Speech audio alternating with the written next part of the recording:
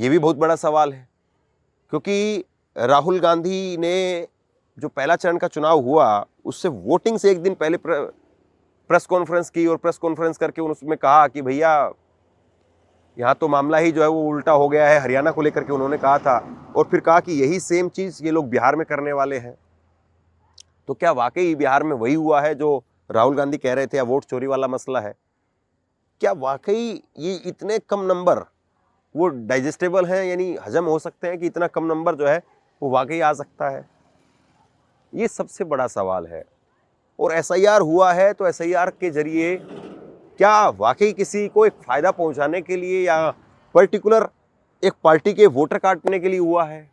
65 लाख लोगों के नाम कटे थे एसआईआर के अंदर, 65 लाख। अभी 65 लाख वोटर क्या पर्टिकुलर एक पार्टी या एक खेमे के हैं? और सबसे बड़ी बात, जो बिहार में ट्रेन भर भर करके लोग लाए गए हरियाणा से या दूसरी जगहों से, तो क्या ये कहा जाए कि बीजेपी ने पूरी तरह से इस चुनाव को जीतने के लिए पहले ही सारी अपनी चालें पहले से सेट कर दी थी? क्योंकि बाकायदा विपक्ष की तरफ से ये प्रेस कॉन्फ्रेंस कर करके जो खुलासा किया गया, कपिल सिब्बल सुप्रीम कोर्ट के वकील हैं, उन्होंने खुलासा किया।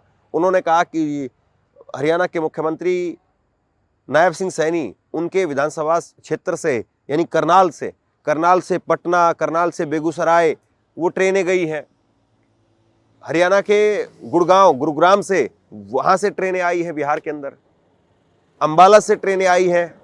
और उन्होंने कहा कि करीब करीब 4 ट्रेनें, स्पेशल ट्रेनें चलाई गई और 4 स्पेशल ट्रेन में 10,000 के करीब लोग भेजे गए हैं। 2-2 हज़ार के करीब लोग जो है वो एक एक ट्रेन से भेजे गए हैं।